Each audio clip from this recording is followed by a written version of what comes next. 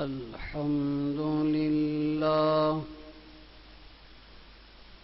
الحمد لله وكفى وسلام على عباده الذين اصطفى أما بعد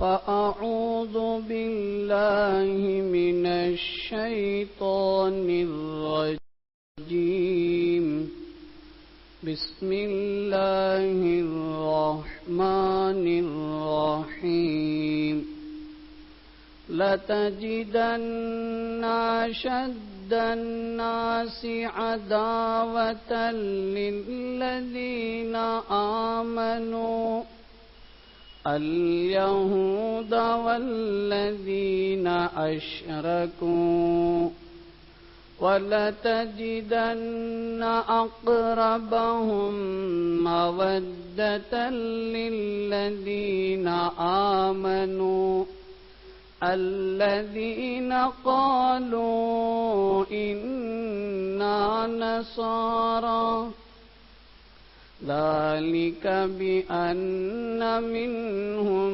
قسيسين ورهبانا وأنهم لا يستكبرون صدق الله العظيم. قابل قدر معزز سامعین، السلام علیکم ورحمۃ اللہ وبرکاتہ.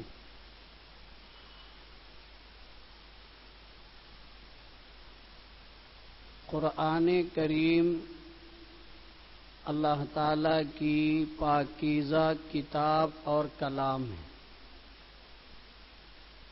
پوری دنیا میں شروع سے اب تک اور قیامت تک اس سے بڑی کوئی سچی کتاب نہیں.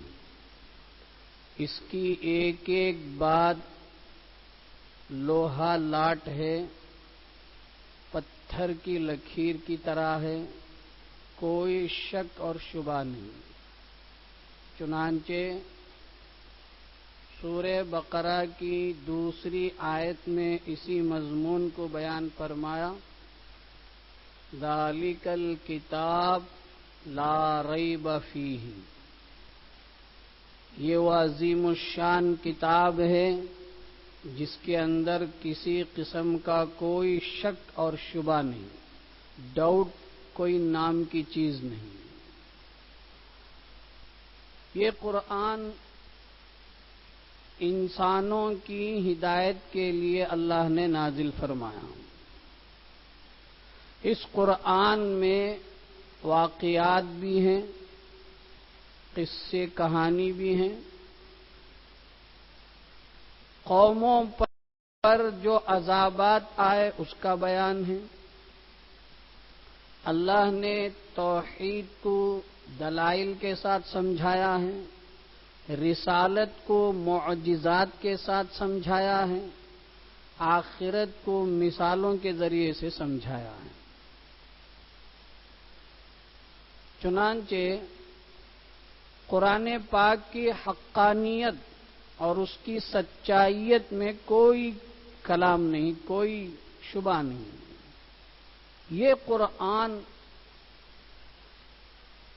حضرت محمد مصطفیٰ صلی اللہ تعالی علیہ وسلم کے واسطے سے پوری انسانیت کو، بالخصوص اسلام کے ماننے والوں کو ایک پیغام دیتا ہے جس کی حقیقت سے کوئی انکار نہیں کر سکتا ہے. وہ پیغام کیا ہے؟ چنانچہ اللہ رب ذوالجلال قرآن مجید میں نبی اکرم صلی اللہ علیہ وسلم سے فرماتے ہیں، لَتَجِدَنَّ أَشَدَّ النَّاسِ عَدَاوَةً لَتَجِدَنَّ، اے نبی آپ ضرور بھی ضرور پاؤ گے لَتَجِدَنَّ أَشَدَّ النَّاسِ عَدَاوَةً، لوگوں میں سب سے زیادہ دشمن، سخت ترین دشمن، لِلَّذِينَ آمَنُوا، ایمان والوں کا۔ اے نبی، تم پاؤ گے لوگوں میں سب سے زیادہ سخت ترین دشمن ایمان والوں کا الیہود والذین اشرکوا، یہودی پہلے نمبر پر، اللہ نے ترتیب سے بیان فرمایا، پہلے نمبر پر یہودی، دوسرے نمبر پر والذین اشرکوا، اور جنہوں نے شرک کیا یعنی مشرکین۔ لَتَجِدَنَّ أَشَدَّ النَّاسِ عَدَاوَةً لِلَّذِينَ آمَنُوا الْيَهُودَ وَالَّذِينَ أَشْرَكُوا۔ اسلام کے، دیکھیے پیغمبر کو خطاب کیا جا رہا ہے، مخاطب حضور اکرم علیہ الصلوۃ والسلام کو بنایا جا رہا ہے، لیکن پیغمبر کے واسطے سے قیامت تک کی آنے والے انسانوں کے لیے، بالخصوص ایمان والوں کے لیے یہ خطاب ہے، یہ پیغام ہے، یہ اللہ کی طرف سے اعلان ہے کہ اے مسلمانوں سن لو، تمہارا سب سے زیادہ دشمن اگر کوئی دنیا میں ہو سکتا ہے تو وہ دو قسم کے لوگ ہیں، ایک یہودی ہے، ایک مشرکین ہیں۔ یہودی اور مشرکین کسی صورت میں، کسی زمانے میں اسلام اور مسلمانوں کے خیر خواہ ہو نہیں سکتے، اس میں کوئی دو رائے نہیں ہے۔ یہودی کون ہیں؟ مشرکین کون ہیں؟ حضرت ابراہیم خلیل اللہ علیہ الصلاۃ والسلام، اللہ کے دوست، اللہ کے بہت جلیل القدر بڑے پیغمبر، ان کی اولاد میں ایک حضرت اسماعیل علیہ السلام ہے، ایک حضرت اسحاق علیہ السلام ہے۔ اسحاق علیہ السلام کی اولاد میں حضرت یعقوب علیہ السلام ہے۔ یعقوب علیہ السلام کی اولاد پھیلی ہے، اور یعقوب علیہ السلام کا ایک دوسرا نام اسرائیل ہے۔ حضرت یعقوب علیہ السلام کثیر العیال تھے۔ سورہ یوسف پورا اگر ہم ترجمہ، تفسیر، مطلب کے ساتھ پڑھیں گے تو یہ ساری باتیں ہم کو سمجھ میں آئے گی، معلومات حاصل ہوں گی۔ لیکن سب سے بڑی کمی یہی ہے کہ آج ہم نہ لفظ قرآن پر توجہ دیتے ہیں، نہ قرآن کے معانی کو سمجھنے کے لیے تیار ہیں۔ الفاظ قرآن، کتنے نوجوان ہیں، کتنے بڑی عمر کے لوگ ہیں، معلوم ہوتا ہے قرآن پڑھنا نہیں آتا۔ کتنے افسوس کی بات ہے، ایک مسلمان قرآن پڑھنا نہ آئے، ڈوب مرنے کی بات ہے۔ اس سے زیادہ افسوس کیا ہو سکتا ہے؟ نوجوانوں میں کتنے نوجوان ہیں، ہر کچھ ہیں جنہیں اللہ کی توفیق سے قرآن پاک پڑھنے کا موقع ملتا ہے، لیکن ایک بڑا طبقہ نوجوانوں میں، بڑی عمر کے لوگوں میں، عورتوں میں قرآن پاک پڑھے ہوئے نہیں ہیں۔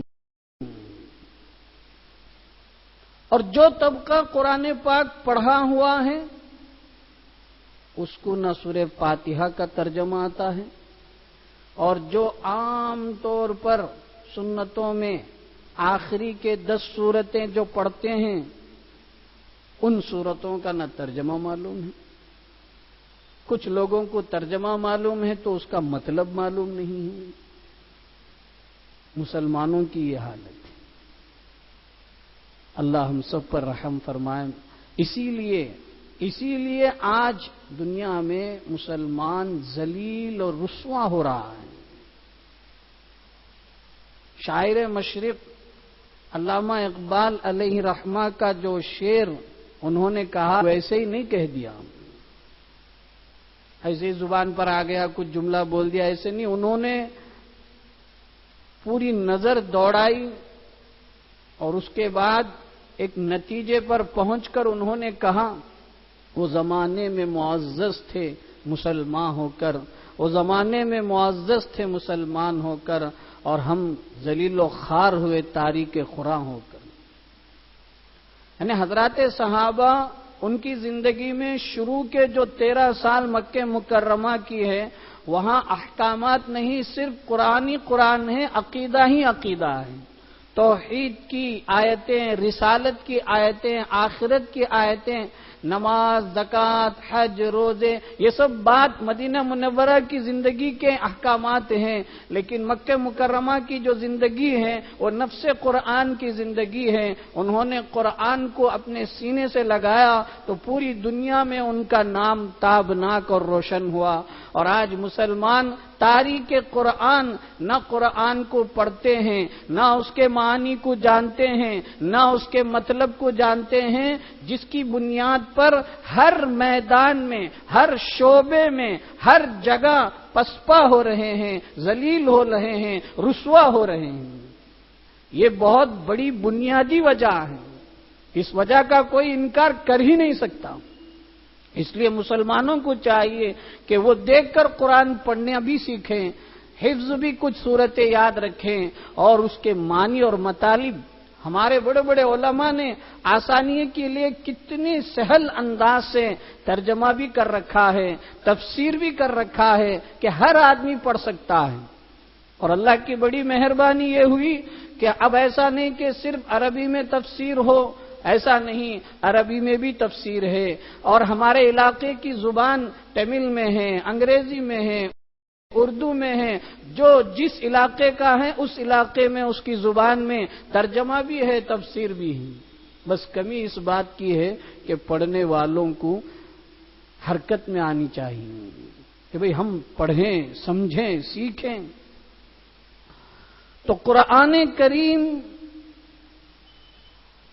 کے قرآن کریم میں اللہ کے نبی کے واسطے سے یہ کہا جا رہا ہے کہ یہودی مسلمانوں کے اور اسلام کے نمبر 1 کے دشمن ہیں۔ تو بات چلی کہ یہودی کون ہیں؟ تو حضرت یعقوب علیہ السلام کی جو اولاد چلی ہیں، حضرت یعقوب علیہ السلام کا دوسرا نام اسرائیل ہے، قرآن کریم میں اس کا تذکرہ ہے۔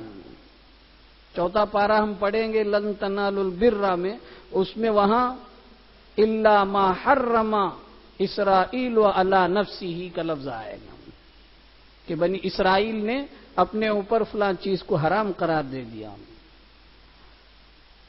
بنی کے معنی ہیں اولاد، بنی اسرائیل، اسرائیل کے اولاد یعنی یعقوب علیہ السلام کی اولاد۔ یہی اولاد آگے چلی ہے، ان کی نسل چلی ہے، تو انہی میں تقریباً حضرات علماء کہتے ہیں 4000 سے زائد انبیاء اور رسول اللہ نے بھیجے۔ انہی میں زبور نازل ہوئی، انہی میں تورات نازل ہوئی، اور آخر میں بنی اسرائیل کے ینڈ پر، ختم پر، خاتم بنی اسرائیل حضرت سیدنا عیسیٰ علیہ السلام تشریف لائے۔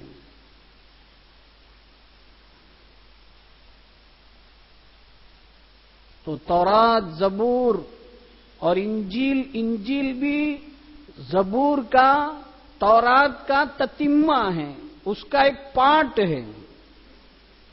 تو ان کے ماننے والوں کو یہود کہتے ہیں۔ یہودیوں کے اندر بنی اسرائیل پہلا پارہ جو الف لام کا ہے، اس میں پاؤ پارے کے بعد سے جب ہم پڑھیں گے تو بنی اسرائیل کے بے شمار قصے اللہ نے اس میں بیان فرمائے، ان کی شرارتوں کو، ان کی خباثتوں کو الگ الگ اللہ نے کھول کھول کر بیان کیا۔ یہودی اس درجہ ضدی تھے، ہٹ دھرم تھے، ان کے اندر بہت ہی زیادہ نافرمانی کا مادہ تھا، اللہ کو انہوں نے بخشا نہیں۔ اللہ کے بارے میں انہوں نے کہا ید اللہ مغلولہ، اللہ کنجوس اور بخیل ہے۔ یہاں اللہ کو انہوں نے ایسا کہا اللہ کے بارے میں۔ حضرت موسیٰ علیہ السلام کو اتنا ستایا علامہ الحفیظ، عجیب و غریب انداز سے انہوں نے ستایا۔ یہی یہود بے بہبود ہیں جنہوں نے اللہ کے نبیوں کو قتل کیا، نبیوں کو قتل کیا، نیک لوگوں کو جو بھلائی کا حکم دیتے تھے ایسے لوگوں کو انہوں نے قتل کیا۔ وَيَقْتُلُونَ الَّذِينَ يَأْمُرُونَ بِالْقِسْطِ، وہ لوگ جو بھلائی کا، انصاف کا، اچھائی کا حکم کرتے تھے ایسے لوگوں کو یہ لوگ قتل کر دیتے تھے، جان سے مار دیتے تھے۔ حضرت عیسیٰ علیہ السلام کے پیچھے تو بالکل ہاتھ دھو کر پڑ گئے تھے۔ قرآن میں اللہ تعالیٰ نے فرمایا وَبِقَوْلِهِمْ إِنَّا قَتَلْنَا الْمَسِيحَ عِيسَى ابْنَ مَرْيَمَ رَسُولَ اللَّهِ، انہوں نے کھل کر کہا ہاں ہم ہی نے عیسیٰ مریم کے بیٹے اللہ کے رسول کو قتل کیا ہے۔ حالانکہ اللہ نے آگے فرمایا وَمَا قَتَلُوهُ وَمَا صَلَبُوهُ وَلَكِنْ شُبِّهَ لَهُمْ، نہ انہوں نے قتل کیا حضرت عیسیٰ علیہ السلام کو، نہ انہوں نے سولی دی، بلکہ ان کو شبہ ہو گیا۔ یہ یہودیوں کی خباثتیں اور شرارتیں۔ یہودیوں میں بہت کم گنے چنے لوگوں نے اسلام قبول کیا ہے، انہی نیک اور خوش قسمت لوگوں میں حضرت عبداللہ ابن سلام رضی اللہ عنہ ہیں، ان کا نام بار بار آتا ہے۔ یہودیوں میں ایک عالم تھے، تورات کے عالم تھے، تو وہ حق کے متلاشی تھے۔ تو جب پیغمبر علیہ الصلوۃ والسلام مکہ مکرمہ سے ہجرت فرما کر مدینہ منورہ تشریف لائے تو پھر ان خوش نصیبوں میں داخل ہو گئے جنہوں نے حضور کو دیکھ کر ایمان قبول کیا۔ ایک مرتبہ نبی اکرم علیہ الصلوۃ والسلام کی خدمت میں پہنچے اور فرمایا کہ مجھے 3 چیزوں کا آپ سے سوال کرنا ہے، آپ ان کا جواب دے دیں، کیونکہ ان 3 سوالات کے جوابات نبی ہی دے سکتا ہے، کوئی اور نہیں دے سکتا ہے۔ تو یہ جوابات آپ دیں گے تو گویا کہ آپ کی نبوت تسلیم۔ چنانچہ انہوں نے 3 سوالات کیے۔ قیامت کی علامتیں کیا کیا ہیں مجھے بتائیے، جنتیوں کو جنت میں سب سے پہلا کھانا کیا ملے گا وہ بتائیے، ایک لڑکا جب پیدا ہوتا ہے تو وہ یا تو باپ کے مشابہ ہوتا ہے یا ماں کے مشابہ ہوتا ہے، ایسا کیوں ہوتا ہے؟ یہ انہوں نے سوالات کیے۔ حضرت محمد مصطفیٰ صلی اللہ تعالی علیہ وسلم نے ان سے فرمایا ابھی حضرت جبریل علیہ السلام میرے پاس آئے تھے اور انہوں نے ان 3 سوالات کے جوابات دے کر گئے۔ تو حضرت عبداللہ ابن سلام نے پوچھا جبریل؟ ہاں جبریل علیہ السلام۔ ذاک عدو الیہود من الملائکۃ، عبداللہ ابن سلام رضی اللہ عنہ نے کہا یہ جبریل یہ یہودیوں کے دشمن ہیں، فرشتوں میں سے یہودیوں کے دشمن ہیں۔ یعنی بتانا یہ ہے اللہ کو نہیں بخشا، نبیوں کو نہیں بخشا، حضرت جبریل ان کو نہیں بخشا۔ جب انہوں نے یہ کہا تو اللہ کے نبی علیہ الصلوۃ والسلام نے وہ آیتیں پڑھ کر سنائی، قل من کان عدوا لجبریل فإنه نزله على قلبك بإذن الله مصدقا لما بين يديه وهدى وبشرى للمؤمنين قل من كان عدوا لله وملائكته ورسله وجبريل وميكال فإن الله عدو للكافرين۔ پیغمبر نے فرمایا جو اے نبی آپ کہہ دیجئے جو اللہ سے دشمنی کریں، جو رسولوں سے دشمنی کریں، جو فرشتوں سے دشمنی کریں، اور یہ یہودی جو کہتے ہیں جو جبریل سے دشمنی کرے، جو میکائیل سے دشمنی کرے، سن لیں فَإِنَّ اللَّهَ عَدُوٌّ لِّلْكَافِرِينَ، ایسے کافروں کا اللہ دشمن ہے۔ یہودی معمولی قسم کے نہیں ہیں۔ ہم نے گزشتہ جمعہ بھی کچھ باتیں ان کے متعلق کہی تھیں۔ اللہ کے نبی علیہ الصلاۃ والسلام کو انہوں نے بخشا نہیں۔ ایک مرتبہ ایک یہودی عورت نے بکری کا گوشت بنوایا، اس میں زہر ملا دیا اور حضور کے پاس لا کر اس کو پیش کیا۔ حضور نے اس میں سے ایک ٹکڑا کھا لیا، لیکن وحی کے ذریعے سے پتہ چل گیا کہ اس میں زہر ملا ہوا ہے، تو فوراً حضور نے اس کو نکال دیا اور پھر اس عورت سے پوچھ تاچھ کی تو پتہ چلا، اس نے اقرار کر لیا کہ ہاں میں نے اس میں ملایا ہے۔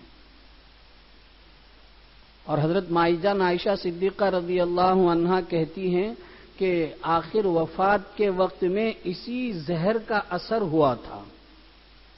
موت تو سب کو آتی ہے اسباب کے درجے میں، تو اس طریقے سے یہ زہر بھی سبب بنا تھا۔ ان یہودیوں نے ایک مرتبہ تو قصہ مشہور ہے، پیغمبر علیہ الصلاۃ والسلام ایک شخص کا قتل ہو گیا تھا، تفصیل میں گئے بغیر میں مختصر کہہ رہا ہوں ورنہ تو لمبا قصہ ہے۔ تو حضور نے دیت کے طور پر تعاون حاصل کرنے کے لیے ان کے پاس، اس قبیلے کے پاس پہنچے تو ان لوگوں نے ایک دیوار کے نیچے بیٹھنے کے لیے کہہ دیا اور پیچھے جا کر مشورہ کر کے اس دیوار کے اوپر سے چٹان گرانے کا پلان کر لیا، یعنی نعوذ باللہ حضور کو چٹان گرا کر ختم کر دیا جائے۔ اور یہ لوگ اوپر پیچھے مشورہ کر رہے تھے، حضرت جبریل علیہ السلام تشریف لائے اور ان کو ان کی ناپاک حرکتوں سے واقف کرایا اور پیغمبر علیہ الصلاۃ والسلام وہاں سے اٹھ کر چلے آئے۔ یہ یہودی کیا چاہتے ہیں؟ یہ یہودی چاہتے ہیں کہ پوری دنیا میں ان کا چلے، اور خاص طور پر اس وقت دنیا کے اندر یہودی مٹھی بھر سے بھی کم ہیں۔ لیکن عجیب بات ہے، جتنے کم ہیں اتنے ہر اعتبار سے مضبوط ہیں، جتنے کم ہیں اتنے ہر اعتبار سے مضبوط ہیں۔ عجیب بات ہے، اسلامی ممالک کتنے ہیں؟ جاننے والے ہم جانتے ہیں، پوری دنیا میں اسلامی ممالک، اسلامی کنٹری کتنے ہیں؟ 57 ہیں، 57 اسلامی ممالک ہیں۔ آپ نے بارہا سوشل میڈیا میں غور کیا ہوگا، ایک میپ آ رہا ہے جس میں جو ہے اسرائیل کہتے ہیں، اصل میں اسرائیل ہے، وہ انگلش میں اسرائیل کہہ دیتے ہیں، تو وہ جو ملک ہے 1.25 کروڑ کی آبادی والی بس، اور اطراف سب اسلامی کنٹری ہیں، لیکن کوئی کچھ کرنے کے لیے تیار نہیں۔ کیوں؟ میرے دوستوں بزرگوں، عرب ملک وہ ملک تھے جہاں سے ہم کو اسلام ملا، اخلاق ملا، کردار ملا، اعمال ملے، ساری چیزیں ملی، لیکن آج وہ عرب ممالک اپنی حیثیت کھو چکے ہیں، ان کے اندر مادی چیزوں کی خواہشات جڑ پکڑ گئی ہیں، کچھ نہیں کر رہے ہیں۔ معصوم ننھے منھے پیارے بچے بم کے حوالے ہو کر ان کی جسموں کی چھیتڑیں اڑ رہے ہیں، لیکن کسی کو کچھ جوں تک رنگ نہیں رہا ہے۔ آج فلسطین کے اوپر اتنی اندھا دھن اس نے حملہ کر رکھا ہے، اس کا واحد مقصد یہ ہے کہ وہ ان سب کو، یہ جو بمباریاں ہو رہی ہیں، اس کا مقصد پوری بستی کی بستی کو خالی کرا کر، اس علاقے کو خالی کرا کر وہ قابض ہونا چاہتا ہے، وہ اپنا وہاں ڈھیرا بٹھانا چاہتا ہے۔ لیکن مسجد اقصی ہو، فلسطین ہو، یہ کسی ایک کی بات نہیں، پوری دنیا کے مسلمانوں کی بات ہے، پوری دنیا کے اسلام کی بات ہے۔ اس فلسطین میں بیت المقدس کو وہ گرا کر وہ ہیکل سلیمانی بنانا چاہتے ہیں، اور اس کے لیے یہ نصارہ عیسائی وہ حضرت عیسیٰ علیہ السلام کے انتظار میں ہیں، اور وہ یہ سمجھ رہے ہیں کہ جب تک ہیکل سلیمانی نہیں بنے گی، جب تک عیسیٰ نہیں آئیں گے، اس لیے ساری دنیا کے نصارہ عیسائی مل کر اس مٹھی بھر کی جماعت اسرائیل یہودیوں کا مکمل یا تو کھلے عام سپورٹ کر رہے ہیں یا پسے پردہ سپورٹ کر رہے ہیں۔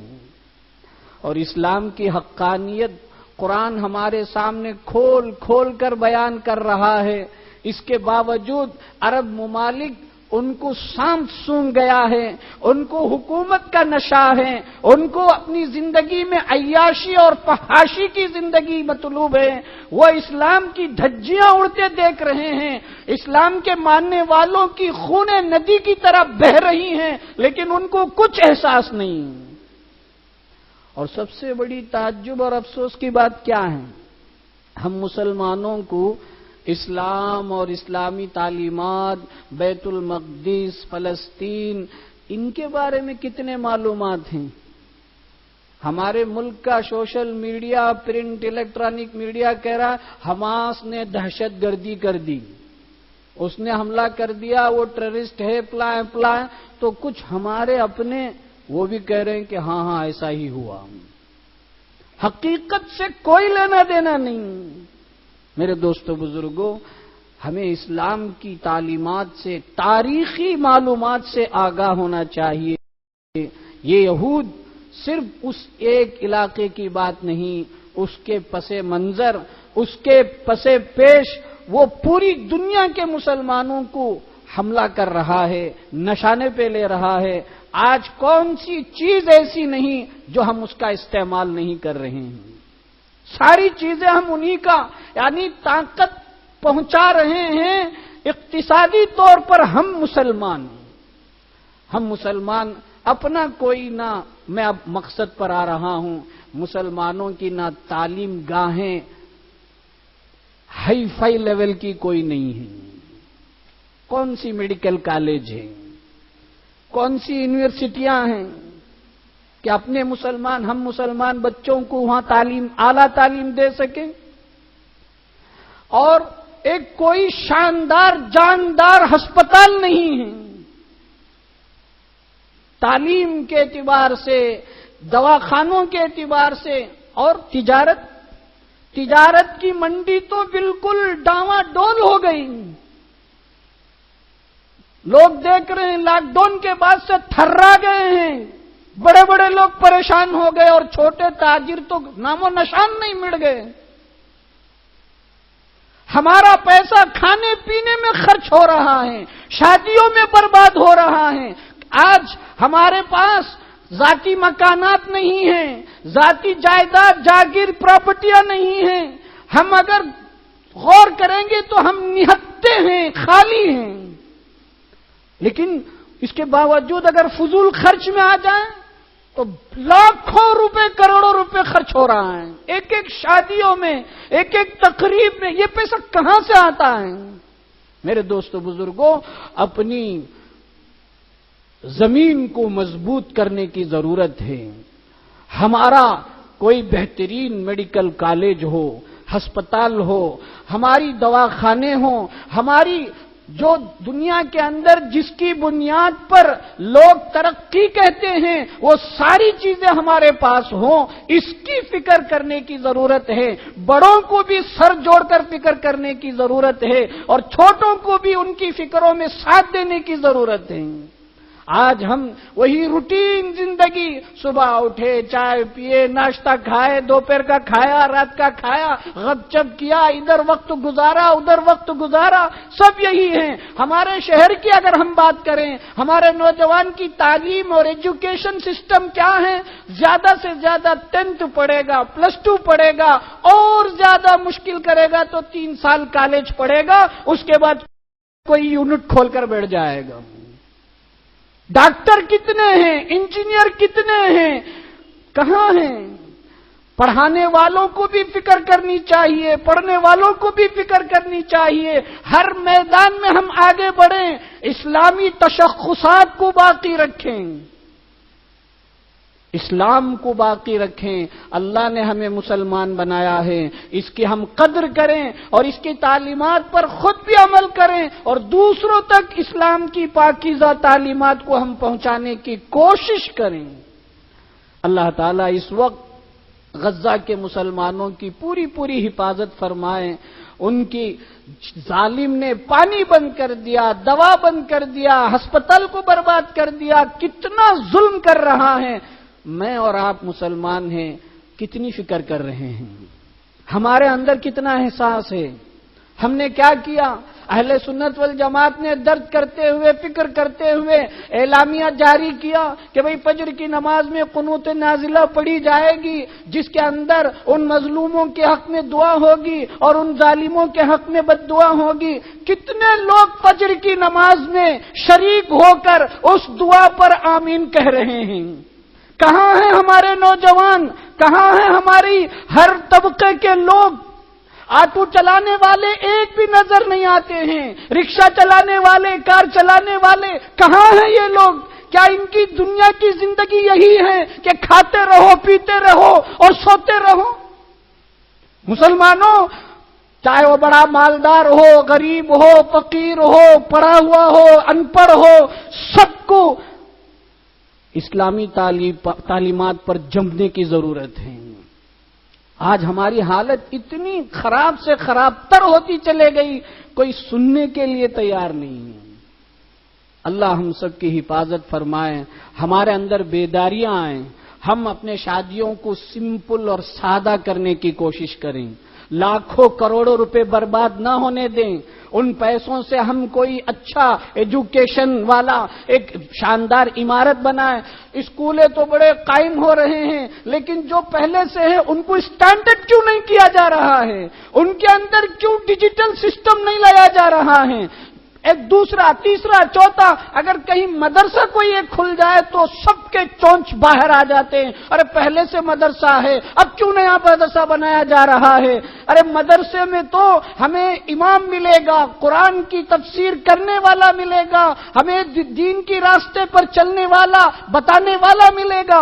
مدرسے بھی ضرورت کے بقدر ہوں اور ہمارے تعلیمی ایجوکیشن جو سسٹم ہے اس کو ہم ہائی فائی کریں اور اس کو بہت شاندار بنائیں، جاندار بنائیں۔